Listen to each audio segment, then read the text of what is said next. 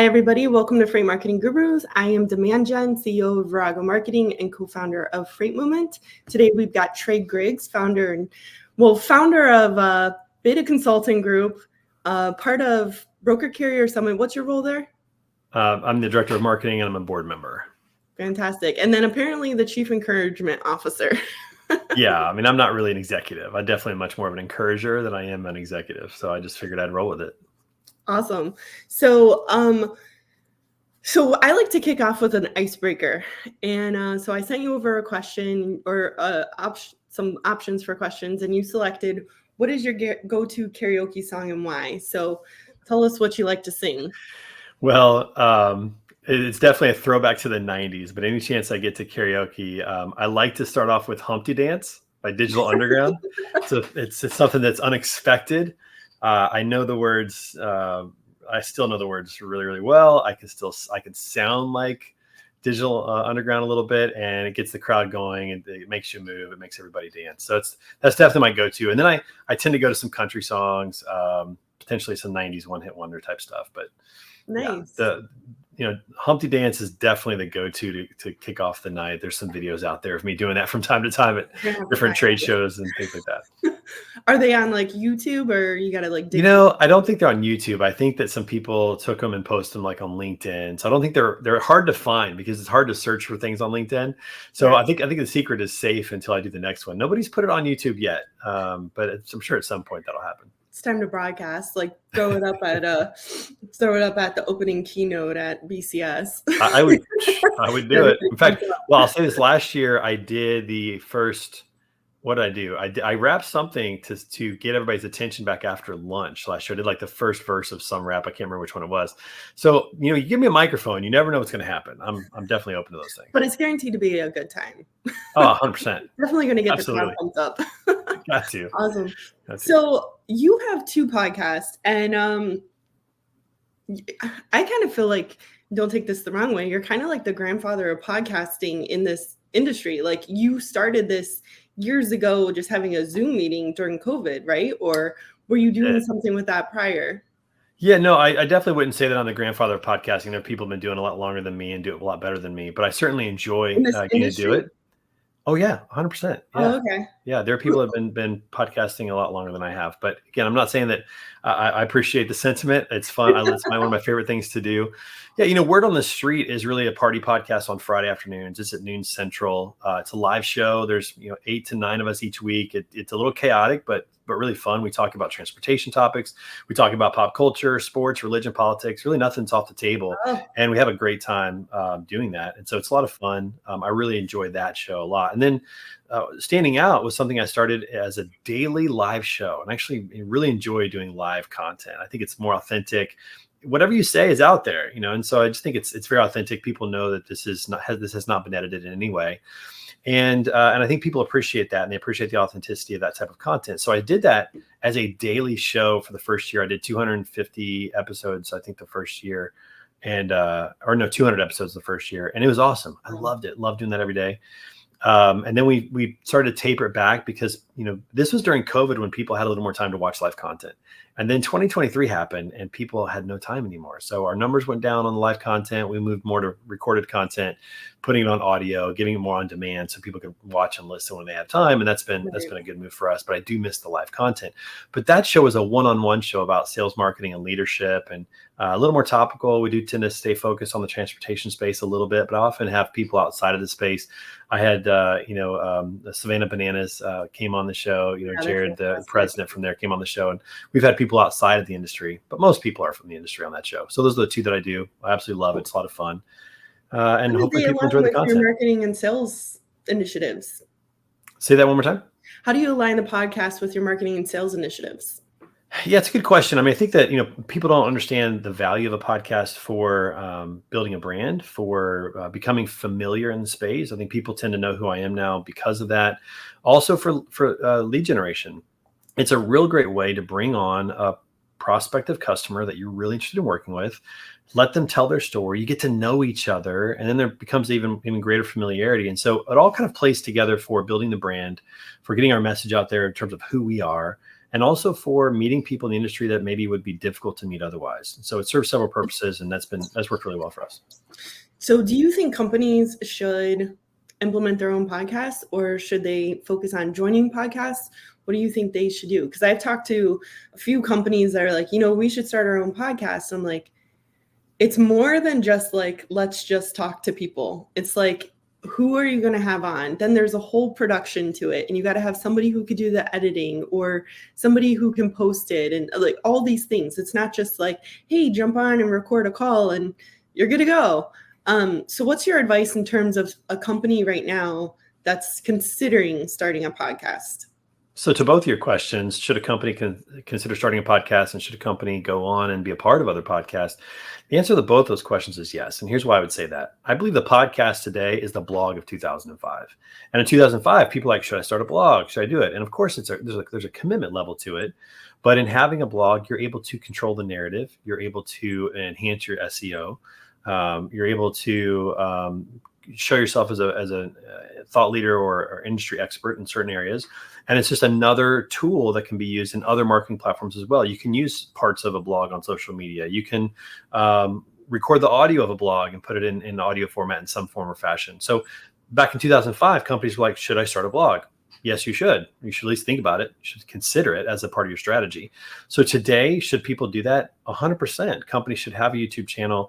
They should consider podcasting because of what it does for their overall marketing strategy.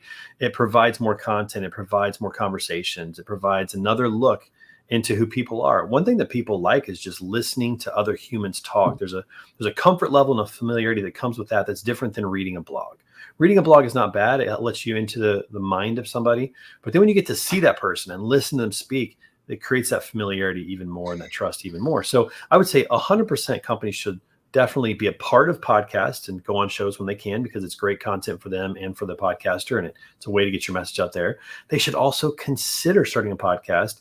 And I would challenge your assumption just a little bit. I think it's actually okay to hop on a Zoom call with somebody and just record it without a lot of production value, because you can still use that content in other ways. You can cut it up, you can put it on social, you can do things with it. The production value doesn't have to be through the roof.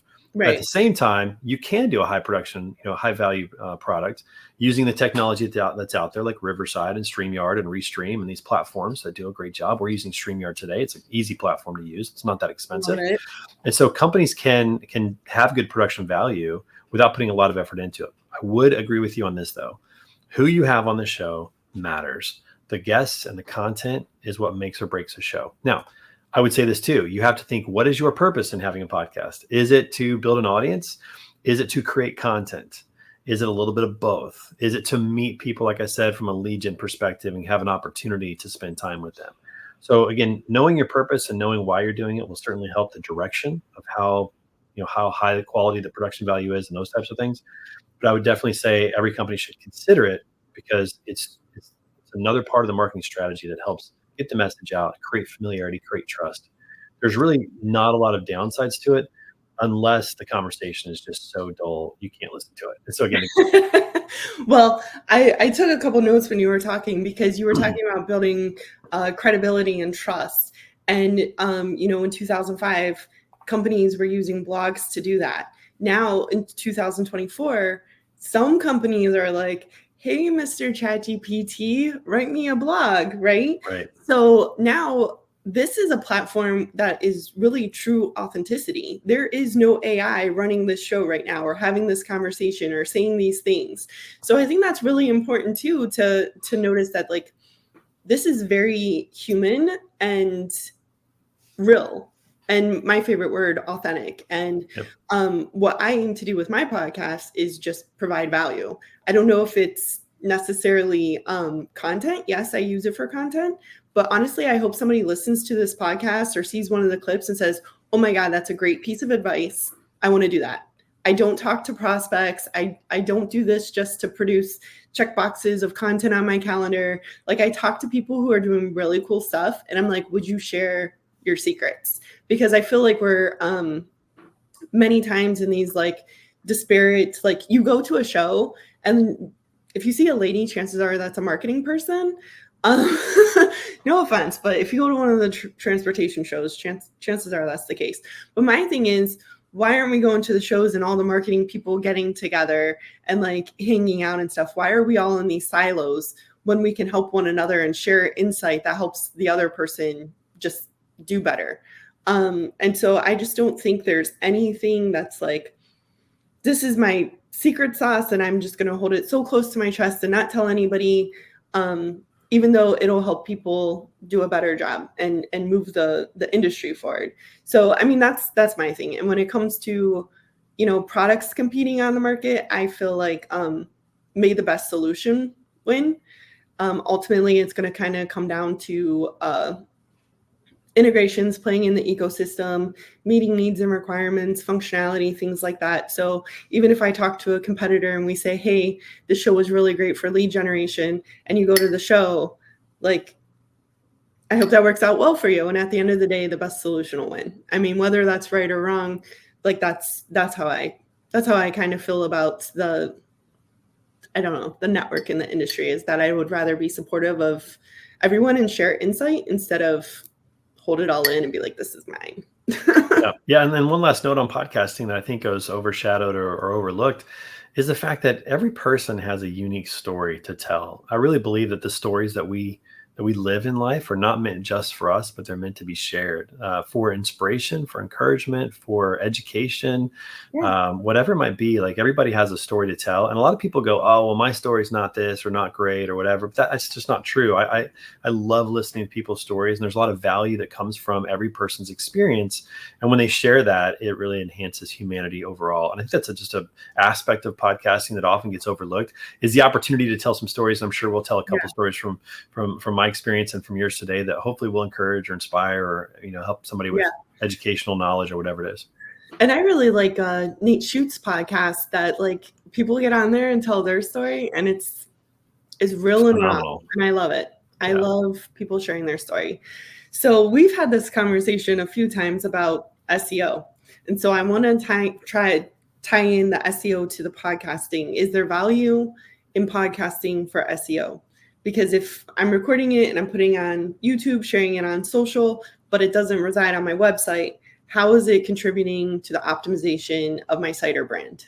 Yeah, it's a good question. The answer to that is yes, and it depends on how you utilize it. So Blythe Brumleve, our good friend in the industry, is the best at this. She has a phenomenal website for her podcast called everythingslogistics.com. It is sensational what she does. She's so good in that regard. And certainly using your website is helpful. We don't use our website as well as we could for the podcasting side of things, but there's two avenues to it. There's your website, and then you have to remember that YouTube is technically the largest search engine in the world. People use YouTube for searching almost anything these days, especially in type of educational, do-it-yourself, or just whatever content. And so by having a YouTube page in which you're posting your videos and you have good descriptions on those videos, those get searched as well from SEO. And then if you tie the two together, if you're able to link your YouTube page from your website and connect those two, then that's an even greater impact from an SEO perspective. So there is a lot of value in that if you do it right. And again, I think, from a website perspective, Blythe Brumleve does the best in the industry. She's phenomenal at that. And certainly anybody out there with a YouTube channel who's podcasting and is doing it right with descriptions. And in fact, the people in the industry that I think are doing it the best are the Freight 360 guys, Nate and Ben. They're phenomenal at their YouTube channel, and it has great reviews. Their title pages are amazing. The descriptions are awesome. And SEO certainly has made a big impact on their reach, especially in the small carrier and small broker market. Yeah.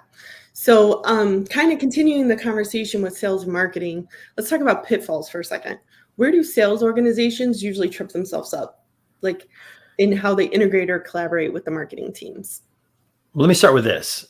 I'll say this probably till the cows come home, great sales and marketing always starts with great messaging. And what a lot of people don't understand, especially in sales, but also in marketing, is how to tell a great story. What a lot of companies do, and I think this is a major downfall, is a lot of companies, they lead with how great they are. They lead with their accolades. They lead with what they've done and their growth numbers and all those kind of things. Customers don't care about that off the bat. Now, it's important, and I'll tell you where it is important, but they don't care about that off the bat. What they really want to know is, does this company or does this person understand me? and the problems that I'm having. That's the number one thing they care about. Because if you don't understand me and the problems I'm having, then we don't even, like, why are we even talking? Right. And I think too many salespeople and too many marketing professionals don't lead with the customer and the problem. They lead with themselves. Look how great we are. Inc. 5000, this much revenue, this much growth. Nobody cares about that off the bat, right? What they care about is, do you know me?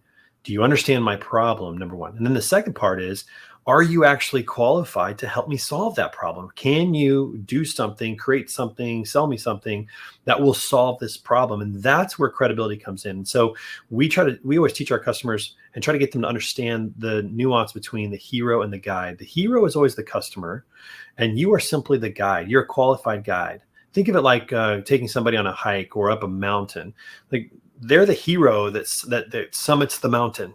You are simply the guide that shows them the path to get to the mountain, and the guide doesn't get the credit at the end of the day. The hero does. And so you have to position yourself very skillfully as the qualified guide who can help the hero, the customer, solve their problem and get what they want. And that's where the credibility part comes in. So a guide has to be able to communicate two things effectively. They have to be able to communicate empathy. I understand where you are and how you're feeling and the problems you're having. This is why, if you're a freight broker, for example, a great hire from a sales perspective is potentially a former salesperson at a shipper, because they lived in that shipper world. They know exactly what it's like to be at a manufacturer and have transportation challenges. And so, putting somebody in that seat that can express empathy, that's number one. Number two is they have to be able to express or communicate authority over a topic, that they have the expertise, the experience, and the track record that says, I can fix this. And so if you have those two things, then you are definitely a qualified guide. And again, these elements of storytelling, I think a lot of companies don't take time to get right, and they're just throwing stuff against the wall, or they're relying on charisma, or they're relying on bully tactics to get sales. And I just don't think any of that is really long-term positive or effective for a company. So to me, the messaging portion is where a lot of companies get tripped up right out of the gate. Yeah.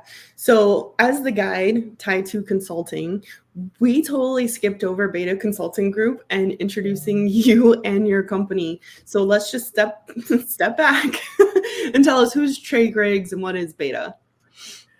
Great question. Well, probably the easiest way to say it is that I'm an industry veteran of 12 years that lived out what I'm trying to solve right now. And that is, I spent a lot of time at tech companies, particularly a lot of startups.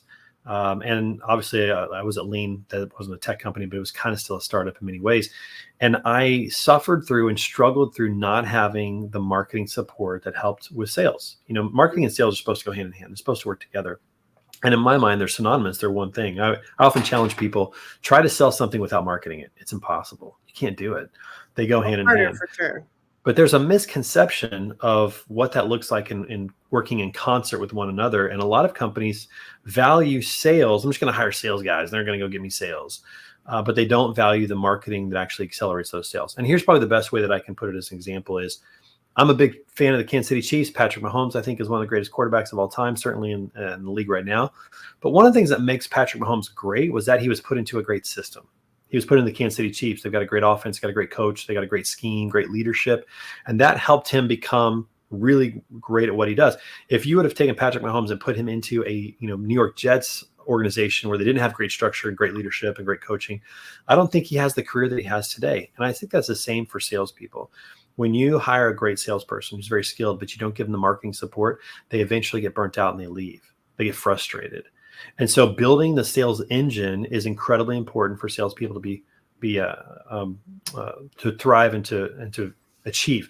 And so I kind of suffered through that as a salesperson, having to create a lot of that marketing content, a lot of marketing material. And so that's what we do now is we help companies with their sales and marketing strategies that will help accelerate sales, because I know what that's like. And so that's what we're doing. We're helping companies with their messaging, with their customer advocacy and testimonial content. How do they get customers speaking on their behalf?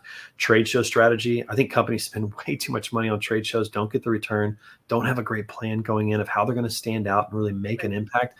There's hundreds, sometimes thousands of people at these events.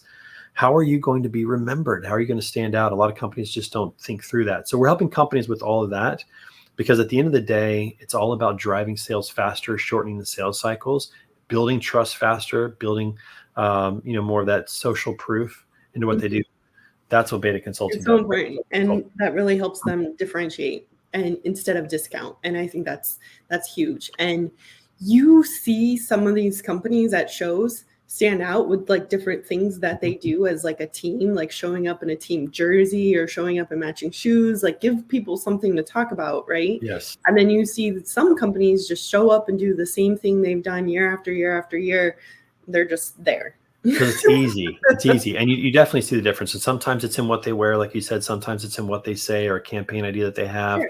or something that they put up in their booth. I mean, I remember just going back to my very first trade show that I went to when I was at DAT. It was during March Madness. It was during the first weekend of the basketball tournament, March Madness.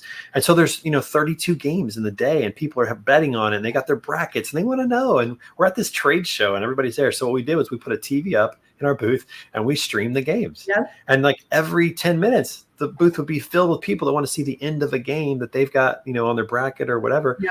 And it was just one little thing that stood out. But as soon as the game ended, we got a chance to talk to people and get to know people. And we were the cool kids because we were stream, like it just stood out. And when you don't think through time of year and what events are going on and what's what's relevant right now, what's trending, what are we going to wear, what are we going to say, what are we going to give away and swag that people are going to remember when they leave, all those things, you need to be really intentional about it. And a lot of them just aren't. And so to recap who I am, I'm very much a generalist.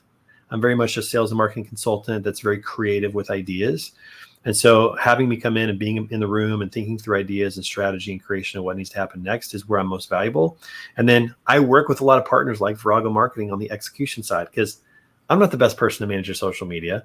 I'm good at coming up with ideas for social media content. Yeah. And so working in concert with our partners like Virago, like Adam Robinson, like some others that just, are in the industry doing great work, that are just better at that than I could ever be. So that's the best way to describe Beta Consulting Group. Yeah. And I like to work with people like yourself who are creative, have the industry background, and can bring tremendous value to the clients and like be more cooperative than competitive. Because we're in the same space, and ultimately we want our clients to win. And I'd rather bring the best, candidate to the table, even if in areas where, competitive. But love having you guys as a partner.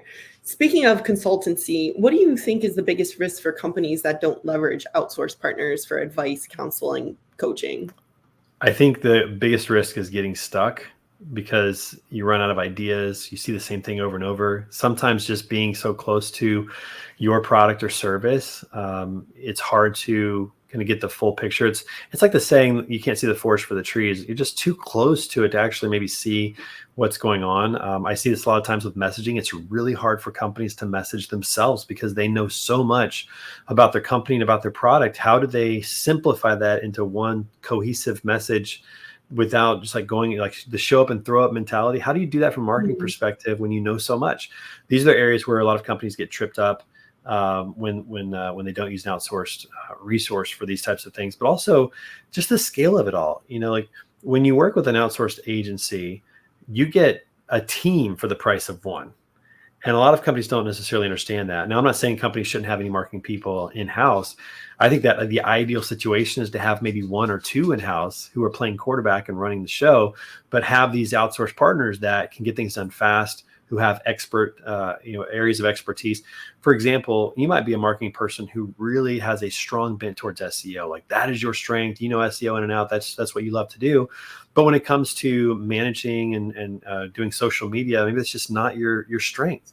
So stay in your area of kind of your sweet spot of SEO and outsource the rest of people who do this every day and wake up and live and breathe and think about this and who do a great job.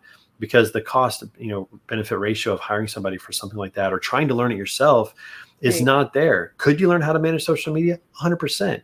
But if it's not what excites you, it's going to be energy draining. It's probably going to take longer than normal, and it's probably not going to be as good as it could be. So I always encourage people, stay in your sweet spot of what you love the most, and then outsource the things that you don't really love to people who are great at it. And from a cost perspective, you're not going to be able to hire one person more than likely that is great at all those areas. So by hiring an agency that's vetted out people and has really great partners, you get the best of their experience and expertise, best in class for each discipline of marketing. And that's why I think it's so valuable. And I just did a blog on that. I called it like the great debate, like hiring internal versus outsourcing. And it's very true. Like, who do you think should be inside? That should be like your strategy people, like the people who are engaging the organization at large and identifying priorities, and then working with the agency partner who can execute through these priorities. And when you hire externally, you're getting an array of services, not just a specialist. You're getting an array of specialists for probably a lower cost than, bringing one person in that focuses most on definitely. one thing, right? Yeah, I mean, you could get somebody who's really inexpensive and inexperienced, but you're going to pay for that. It's not going to be great. And what I would say is this too, especially for founders or companies who are early, maybe they've never brought on a marketing person yet. I would say wait, hire an agency that knows what they're doing, that can help you get everything set up, and then bring in a marketing person to run it. So for example, is your CRM set up from an automation standpoint, a workflow standpoint, stages, all those types of things? Do you have social media set up yet? All these things can be put in place, and then somebody could come in from a strategy perspective, tweak it a little bit as necessary, but now they're staying in that strategy and creative aspect, and they've got the resources already in place to then execute on all these things. So I encourage, especially early founders and small companies that have not invested in marketing yet, to really look into that agency approach, because they get a lot more for the dollar. Yeah, no, I agree. So switching gears to sales, you coach sales teams, right? Mm-hmm. Could you share, Correct. a success story with us? Yeah, I think when you think about sales and the effectiveness of that, it's really like anything else. It's just a skill and a discipline that can be learned. Are there people that are naturally good at sales? Yeah, I mean, those people exist. Maybe the extroverts of the world, the people who are really good at talking. If anybody's ever told you that you can sell ice to an Eskimo, you might be in that category. Although I think that's a weird analogy, because Eskimos don't need ice. So selling people things they don't need is not necessarily what I would say is good for sales. But yeah, in terms of coaching, sales teams, probably the biggest success story that I can share is when I was at Lean, I was basically a sales coach, like sales enablement coach. And I helped set up the CRM. I helped set up the agreements that they were going to use, and how to automate a lot of processes and make things go a lot faster. And, when I started there, they were closing 1 to 2 deals a month, because it was a longer sales cycle. Outsourcing staffing was still kind of new and those types of things. But in conjunction with the work that I did, and with just the market turning a little bit, they were getting to a point of closing 8, 9, 10, 12 deals a month, because we streamlined the process. We streamlined the CRM, the agreement, made it really simple to move a lot faster in what they were doing. So they were able to have more conversations during the day, more opportunities, more at-bats. And then from that, they were able to close more. And so putting in the sales engine allows a salesperson to be more efficient, more effective, and work faster. And when they're able to work faster without losing quality, they're able to have more at-bats. And sales is truly a numbers game. The more at-bats, if you're doing things the right way, if you have the right messaging, more at-bats just means more sales, more seeds that are planted. Not everybody's going to say yes right away, but you need to plant the seeds that might grow to fruition in 6 months when they need the help and they come back to you. But you can't get to that if everything's moving slowly. And unfortunately, if you don't have the sales engine in place, salespeople tend to just move slower. If they're working off of spreadsheets, if they're having to try to remember everything from email, it just doesn't work well. If there's not some automation built in to the process to speed things up, they just can't get as much done. And if they can't get as much done, they don't get as many at-bats. They don't get as many at-bats. They can't plant seeds, and they can't get as many sales. So that was a really fun experience to do that. I got a dilemma question that I've heard from other people. So you said a good salesperson has emotion, or can tie in emotion, and has experience, right? Is that, or charisma sometimes? Yeah, right. Extrovertedness. Yeah. So you usually find that in the older salespeople. They have the experience, right? And so we've got these young and hungry people, and they know how to use the technology. So how do you think you bridge the gap between the younger generation that embraces the technology, like sales CRM, Salesforce, HubSpot, things like that, and the older who has the experience, can have the conversations, but then it's so hard to have continuity in the system and to know where things left off if they move on? Like, you know what I'm saying? Like, this is like a pain point that I'm seeing kind of across the board is, with changeover, if you have older salespeople, they're not necessarily managing their system. And I'm not trying to target anybody. This is just a scenario. And then you've got younger people who are young and hungry, and you can put them on the floor and they're going to go after it.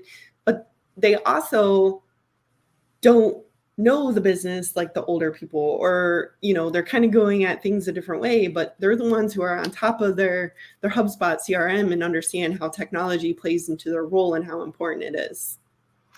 It's a good question. A lot of it has to do, I think, with training, because the older guard that maybe has the experience of maybe done things one way, they'll definitely adjust if they see the benefit, if they see that there's actually a benefit to this.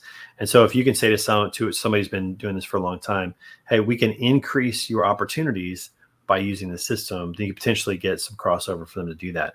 For the younger guard that maybe doesn't have the experience in the industry, this is where I think a lot of training comes into play, possibly merging the two together. I've been in a couple organizations where some of the salespeople have been doing it for 30 years. And at that point, I'd been only in the industry for 7 or 8.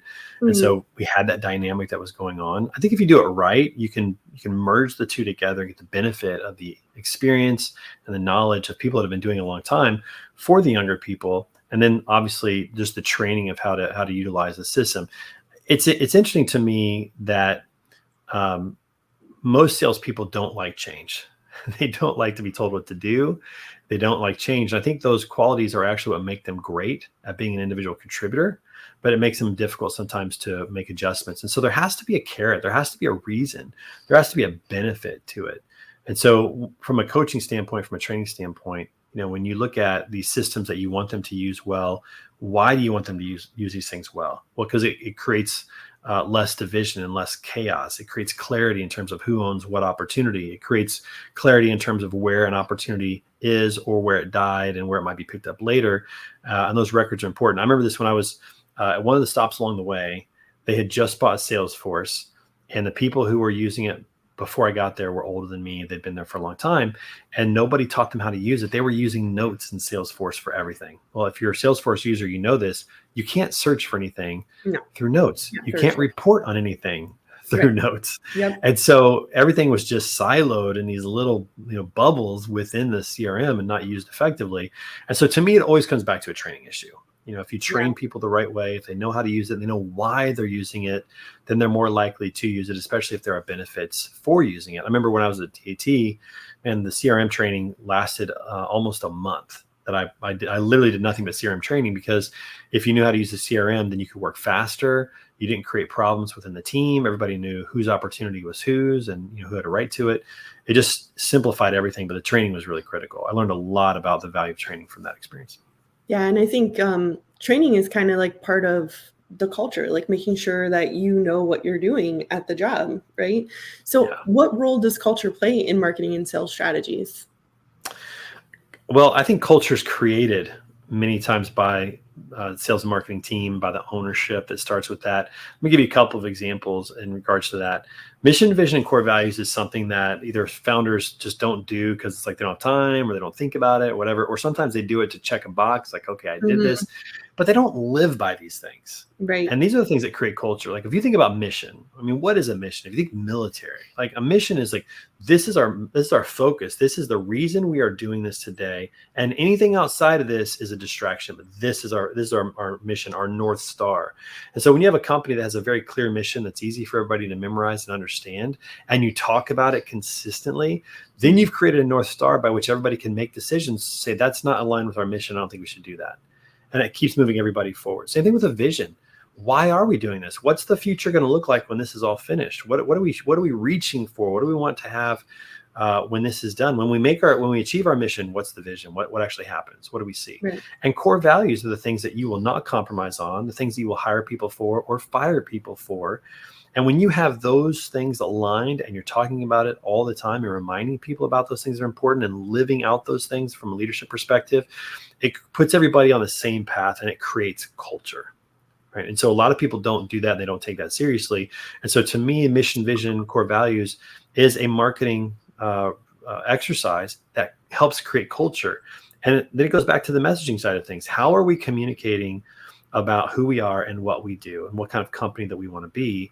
And if we haven't thought about that, if we haven't really thought through that and taken time to figure that out, again, I think culture becomes whatever anybody brings to the table. It kind of becomes willy-nilly, and it's kind of a free-for-all. So again, I just think that the messaging side of things, the mission, vision, core values is where culture begins and where you keep it on the rails and keep it on track.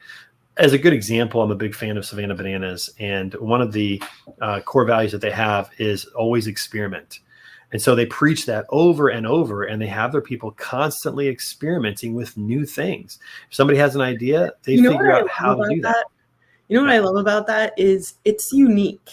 It is unique to them. How many companies say our core values are trust and honor and you know what I'm saying? Like so superficial that it's like, no, those should just exist. Like, let's talk about the core values that are unique to us. And so that like always experiment is like, you're not, I mean, there's tons of companies that probably have a focus on experimentation, but like, they're not, that it's not their core value. They're like, oh, trust and good work and goodwill. And you know what I'm saying? Some of that stuff No, is you're like, absolutely right. Just must-haves. Right. And that creates a culture. And so you have a culture of Savannah Bananas of constantly trying new things, because not only is that the core value, but they live by that core value. They talk about that core value all the time and they live it out. If somebody has an idea, they say, oh, yeah, let's do that. Why don't you try that? And, you know, the other company that comes to mind is Google, where, you know, they I think we're well known for having 20% of the week where an employee can work on anything they want. And so one day out of the week, an employee could go and work on a side project just to try something new, or to explore and work on something new. And when you build that into the culture of the company, to the DNA of the company, again, that creates culture, that creates the environment in which people work. And to me, that's really important. So I think a lot of companies don't take those seriously enough and don't live by those things. Yeah, I think I want to relook at my core values now.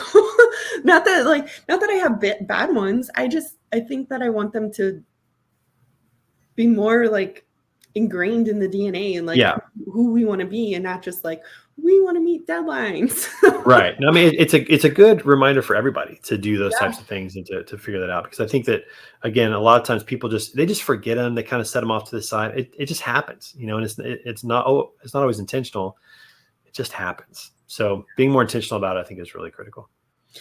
I love that word, intentionality. Instead of doing everything, do things with intent and authenticity, and you'll have better results when you're focused on quality versus quantity. I feel like that's like such a strong message that so many times people are like, I'm going to blast everybody the same message. But if you do things with intent, if I meet with you with an intentional conversation, I'm probably going to have better outcomes than if I'm like, okay, let me get 200 people on here and just talk at all of you, you know, kind of like the marketing and sales strategy where you leverage podcasts to talk to prospects. It's a one-on-one, you broadcast it out, but you're building that relationship with that individual versus trying to build it with 200 people at one time. Yeah. Yeah. We've got new clients from that, new sponsors from that, just new partners from that, new friendships. People want to work with people. Yeah. People they have relationships with, people they get along with, people they like. So it makes a lot of sense. Yeah. All right. So when I first got into marketing, it was back in the print days. So this is when you had to show up in the publications. You had your printed ads. You had to be in the publications. And I'm not knocking the publications. They're still very much present at the shows and they have their place. But so we've seen this evolution of like print marketing and traditional marketing and digital marketing and content marketing. And now we're starting to see, you know, this AI and sophistication. Where do you see, like, what's next for marketing and sales? What do you see in the future for marketing and sales? Well, from an AI perspective, I definitely think it's going to permeate into content a lot more. And there's good uses for AI. We use AI a lot of times from a creative standpoint if we're stuck. You know, like if you're trying to think of an idea or think of a title for something that you're doing or whatever, AI can be really effective from a creative standpoint, especially if you're really good at prompts on those things. I think it's something that become more and more a part of sales and marketing strategy. I think there's uses for that, especially from an automation standpoint. I think AI has the ability to customize and personalize things in a way that we haven't been able to do in the past from a bulk perspective. Like, you know, you think about like HubSpot or any type of emailing software out there. You can customize an email just by having the tokens in there. Oh, just a second. Oh, I felt that one coming on. Sorry about that. I don't know that I've ever sneezed on a podcast before. That's crazy. But you can personalize emails right now through tokens and HubSpot and those types of things. But it's still limited in the sense that the overall message is very kind of basic and Yeah. general. I think AI is going to create the ability to create some more really custom and personalized messaging to prospects and to customers. The problem, I think, is if AI creates a custom message to you and then you respond to that message and I, as the human, am not involved in that or don't see it, then you might have an understanding that I don't have because of that. And so I think there's some dangers potentially in that, but we'll see how that progresses from an AI perspective. I do think that the pandemic situation coupled with technology and remote work has made in-person meetings and old school methods more relevant again. Yeah. Meaning a personal note really stands out now. If you write a personal note to somebody, having regional events and being at an event with people and shared experiences, I think means more now because of the pandemic. And I think that, a lot of companies need to really think through their strategies of where they're spending their money and doing something completely different than what they've been doing, especially from an event standpoint. I keep thinking about how expensive trade shows are getting from a sponsorship and an exhibit perspective. Companies are spending $20,000, $30,000, $40,000 sponsoring an event to go and sit at a booth that prospects don't want to come by. I mean, they're walking by trying not to make eye contact. And I call it shark infested waters. That's what I call it. It kind of is. I mean, if you go into that exhibit booth, it's usually because you are looking for something. You're kind of checking some things out. But I just don't know that that's as effective as from an ROI perspective as it used to be, unless, again, you're able to really stand out and draw people to your booth and have a message that's compelling. It's a lot of money that's being spent to do that. And you also have to be happy with quality over quantity. So I talked to one company that has like a 20 by 20 and 2 3 by 10s at a show. And I'm like, that's a lot of money. Like, are you getting the ROI here? Are you getting the leads?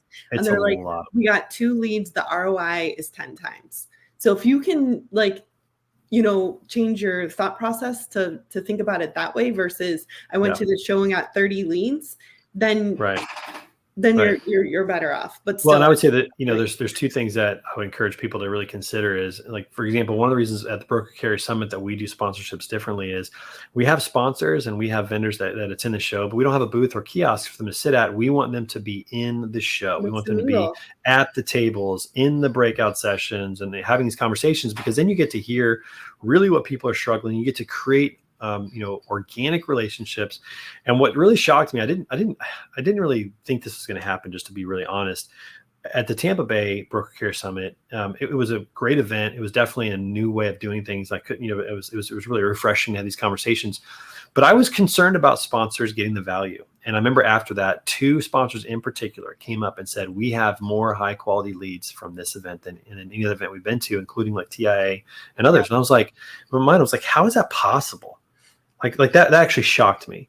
And what we've discovered, what we've realized is that the vendors really like being a part of the event and being in the conversations and talking to people and at the table, talking to people. Everything that we do at the Broker Carrier Summit is about creating conversations. Right. And so that is a different way to do that. Another thing that I think companies should really look at is regional events in which they can control. This is something that a lot of companies don't do. This is something we help companies with, is geolocate your customers and your prospects on a map. Find out where the clusters are. So you got a cluster of customers, you got a cluster of prospects, they're near each other.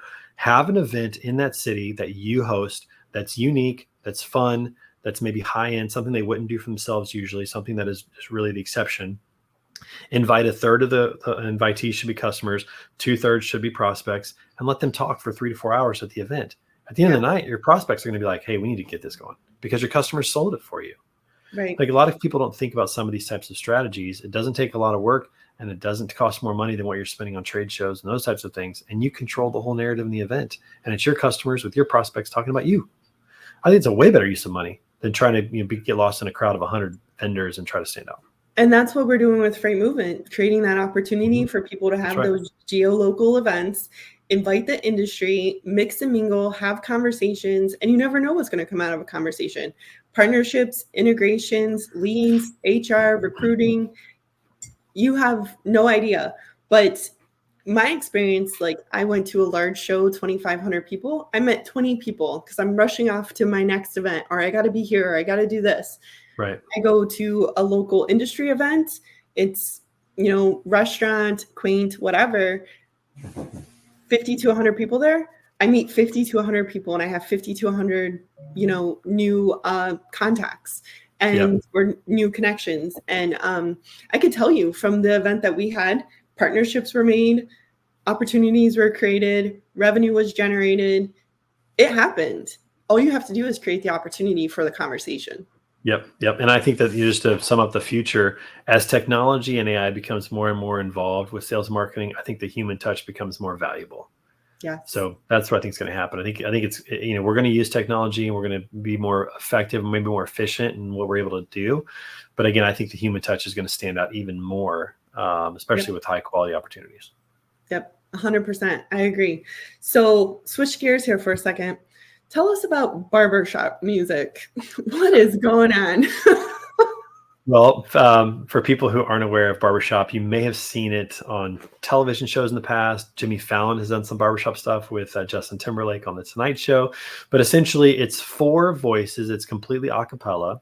And barbershop music has some unique qualities in terms of how the chords are structured that create sounds that are very unique in music. So a lot of music is built off of major chords.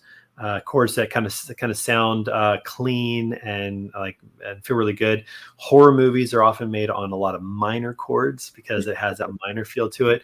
Barbershop mixes those together to create unique moments, and the sounds that it creates because of the different chord structures creates what's called overtones, which means you can listen to 4 voices, but it sounds like 6 or 7 are singing. You can hear different notes way up high or way down low, and it's really impressive. And so I would say this: if somebody wants to learn about barbershop, they can go on YouTube and type in Barbershop Harmony Society, and they can watch videos of barbershop quartets and barbershop choruses singing 4-part a cappella harmony.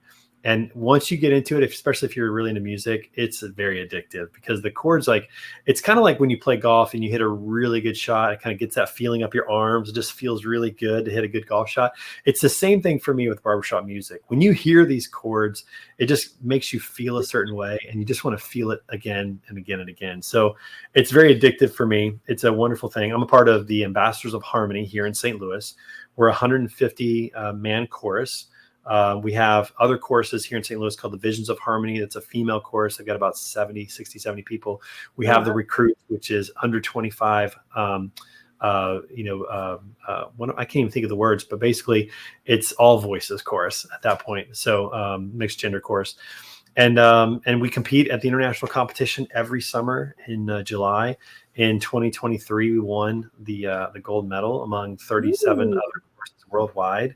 So I was really excited. The 5th time we've done that. And it's just a lot of fun. It's a really great hobby. It's a rather inexpensive hobby because you're just getting together and singing. We rehearse once a week for 3 hours, and we have Christmas shows and summer shows, and we compete at the international contests, and we have quartets that compete as well. It's a lot of fun.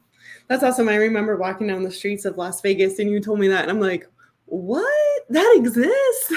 It does. It's kind of a cool hobby. It's such a an underground community. Yeah, it's a total underground community, but it's a lot of fun. Good people.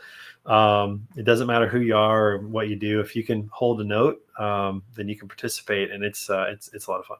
That's awesome. So last question, I always ask my guests to kind of share some secret sauce. Like a tip for somebody in the industry to do something better, to have a better outcome, to perform better, whatever it is, just maybe a piece of advice that was given to you or just some inside information that you have that's not necessarily broadcasted to everyone. What would that be? Man, that's a great question. And this is where not preparing gets me in trouble sometimes. So maybe the tip is to prepare a little bit better ahead of time. But I do like speaking off the cuff a little bit more. Secret sauce, man, that's a great question. I think from a sales and marketing perspective, I think what I would say is it is so critical to have a coach. I learned this a long time ago.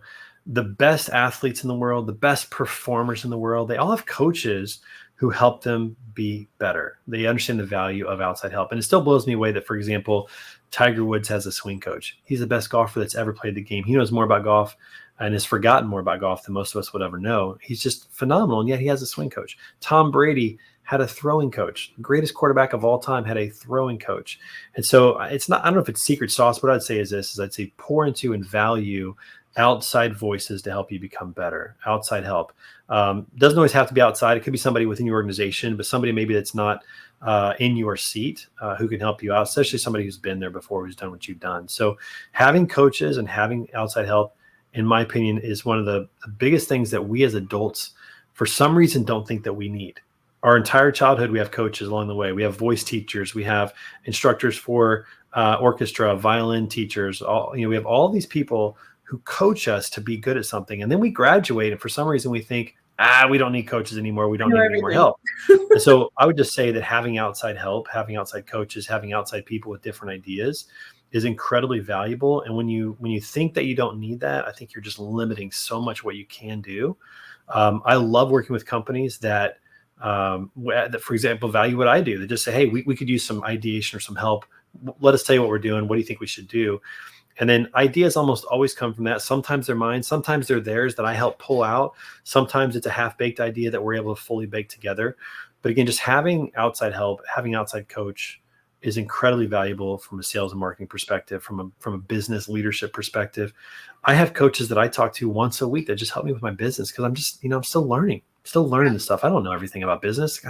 I know hardly anything about business. You always have to be learning. You always have to be learning. I mean, I'm very much still a rookie at this. And so having business leaders and business coaches who are able to just help me navigate things and think through things has been incredibly beneficial. And I would just encourage people to not overlook that and to point to that. To me, that is probably the greatest secret sauce anybody can have, is to employ, to bring in and invite in outside coaches. I love that. I have a coach myself. I probably don't talk to him as much as I want to because my calendar is not very forgiving. But when I do get to talk to him, it's not that they have all the answers. It's that they help you identify the right answers, or help you process things in your own mind. Right. A lot of people have things in their mind, but they don't get solidified until you communicate it to somebody else. Yeah. I always tell people that, and my kids especially, that you don't really know something until you can teach it to somebody else, because you have to verbalize it, you have to organize it, you have to communicate it. And again, having a coach, having that outside voice just helps you solidify ideas or think through things or processes. Sometimes you have the answer, you just haven't thought through it well enough. Right. Absolutely. So tell the audience where they can get in contact with you or how they could contact you. Certainly, if we're not connected on LinkedIn, that's the first place to start. Send me a DM. I answer all those myself. And also you can go to betaconsultinggroup.com, learn about us, and click on the button that says schedule call. It goes to me, so we get a chance to talk. And we'd love to hear your story and get a chance to see how we could potentially help you out or guide you in the right direction. So LinkedIn, betaconsultinggroup.com. Perfect. Thank you so much for coming on. Thanks for having me on the show. It's always good to talk to you, Jen. Yes.